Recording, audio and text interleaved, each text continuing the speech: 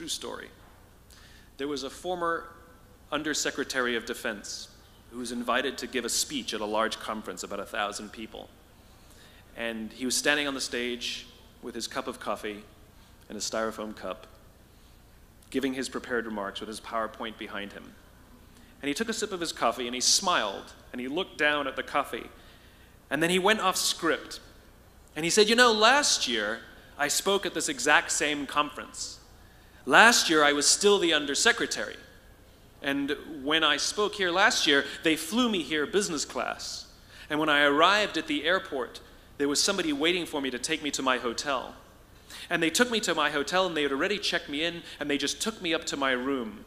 And the next morning I came downstairs and there was someone waiting in the lobby to greet me and they drove me to this here same venue. They took me through the back entrance and took me into the green room and handed me a cup of coffee in a beautiful ceramic cup. He says, I'm no longer the Undersecretary. I flew here coach. I took a taxi to my hotel and I checked myself in. When I came down the lobby this morning, I took another taxi to this venue. I came in the front door and found my way backstage, and when I asked someone, do you have any coffee? He pointed to the coffee machine in the corner, and I poured myself a cup of coffee into this here styrofoam cup. He says the lesson is, the ceramic cup was never meant for me. It was meant for the position I held. I deserve a styrofoam cup. Remember this. As you gain fame, as you gain fortune, as you gain position and seniority, people will treat you better. They will hold doors open for you. They will get you a cup of tea and coffee without you even asking. They will call you sir and ma'am, and they will give you stuff. None of that stuff is meant for you. That stuff is meant for the position you hold.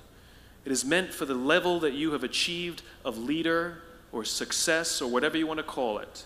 But you will always deserve a styrofoam cup. Remember that. Remember that lesson of humility and gratitude. You can accept all the free stuff. You can accept all the perks. Absolutely, you can enjoy them. But just be grateful for them and know that they're not for you. I remember getting off the Acela. I took the Acela from New York to Washington, D.C. And I got off the train like everybody else.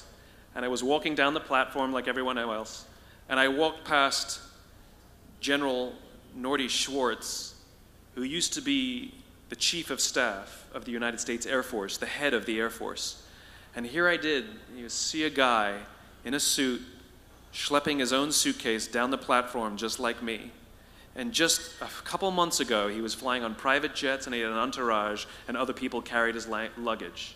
But he no longer held the position, and so now he got to drag his own suitcase.